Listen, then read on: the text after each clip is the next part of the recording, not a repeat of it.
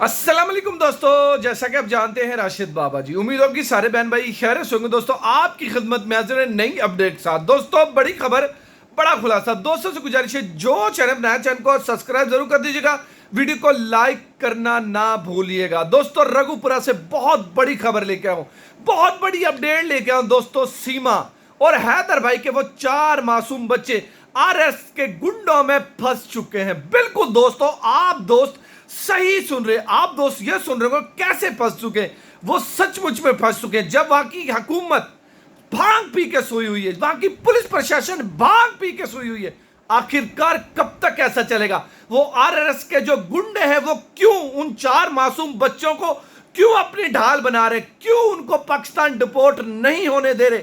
उनका बाप यहां पे तड़प रहा है, उनका बाप यहां पे परेशान है। तुम लोगों के आरएस के जो गुंडे, उन लोगों ने सीमा को रखना है वो लोग रखे, उसको चाटना है उसको चाटे, उसको सूंघना है वो सूंघे, हमें उससे कोई मतलब नहीं है। हम तो सिर्फ उन 4 मासूम बच्चों के लिए आवाज उठा रहे हैं। जो 4 मासूम बच्चे हमारे हैं, हमारे देश के हैं, हमारे पाकिस्तान के हैं। वो बाप अपने 4 मासूम बच्चों के लिए तड़प रहा है। दोस्तों मोमिन मलिक सर उठे, उनको खामोश करके बिठा लिया गया। जो विनय सर आए वो भी खामोश होकर बैठ चुके। आखिरकार कब तक ऐसा चलेगा? क्या कोई इस केस को सुनवाई नहीं करेगा? क्या कोई इस केस को नहीं लड़ेगा? क्या कोई इस केस को सही तरीके से नहीं देखेगा?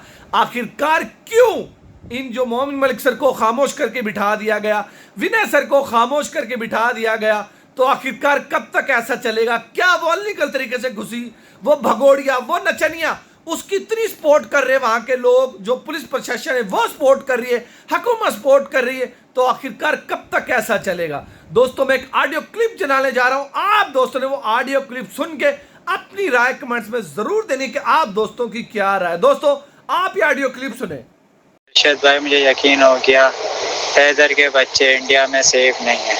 दोस्तों सीमा और हैदर के बच्चे जो हैं वो आरएसएस के गुंडों में फंस चुके हैं।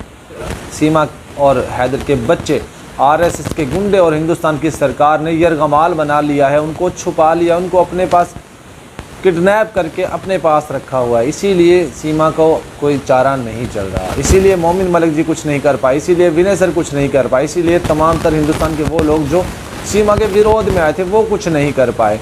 अब ये क्लियर हो गया बिल्कुल कि सीमा को रखने में आरएसएस और बीजेपी के लोग हैं। एक ऑडियो क्लिप सुनिएगा जो मैं आप लोगों के सामने रखने जा रहा हूँ।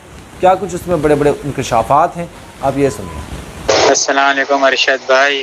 अर्शद भाई, मुझे यकीन हो गया हैदर के बच्चे इंडिया में सेफ नहीं है, क्योंकि आज मैंने एक थंबनेल देखा एक सीमा सपोर्टर का।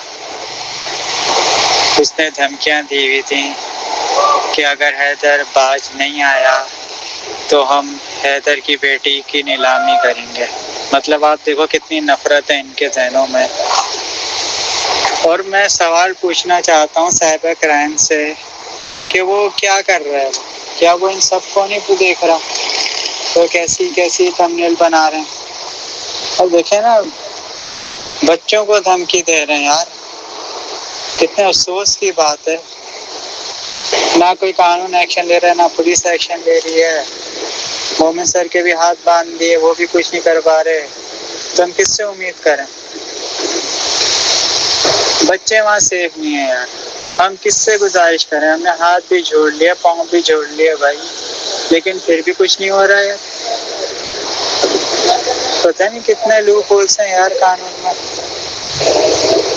पता नहीं कौन फरिश्ता आएगा जो बच्चों को वहां से निकालेगा। हैदर भी बेचारा थक गया चिल्ला चिल्ला के, क्या करे हैदर। एम्बेसी भी गया, इंडियन एम्बेसी भी गया, वहाँ भी से रिक्वेस्ट करिए प्लीज आप मेरे बच्चे भिजवा दो, लेकिन लोग जो है हैदर को टारगेट करते रहते हैं। हैदर ये, हैदर वो। ऐसा लग रहा है कि हैदर ने सीमा को वहाँ रखा हुआ है। ऐसा लगता है कि हैदर कोई मिनिस्टर है वहाँ का।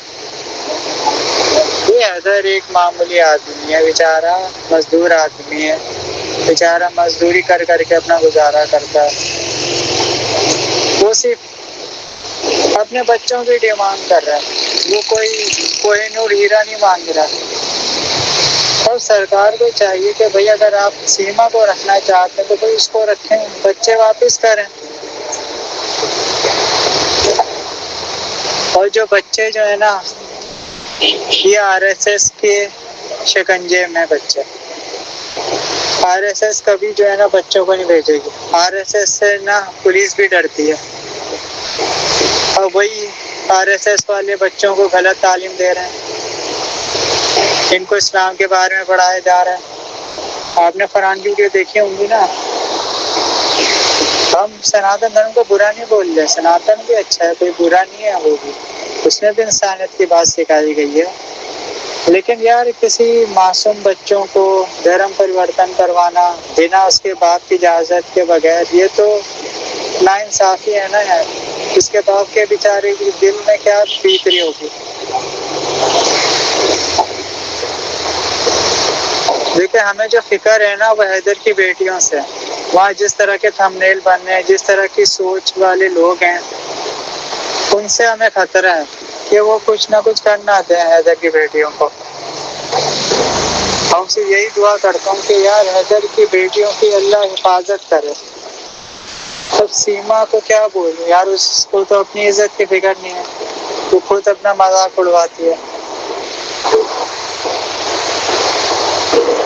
तो हम भारत सरकार से यही रिक्वेस्ट करेंगे, आप प्लीज बच्चों को भेज दें। सीमा को रखना है आप रखें, उससे नचवाएं, डांस करवाएं, पाकिस्तान के खिलाफ बुलवाएं, हमें कोई फिक्र नहीं है, हमें कोई टेंशन नहीं है। आप बच्चे भिजवा दें। और उधर से एपी सिंह बकवास करता है, मैं नागरिकता दिलवा दूंगा, ये कर दूंगा। अभी तक नागरिकता दिलवाई उसने नहीं दिलवाई, सिर्फ बकवास करता है वो। फिर सीमा को रुकवाया हुआ है बिला वजह, पता नहीं क्या करवाना चाहता है एपी सिंह।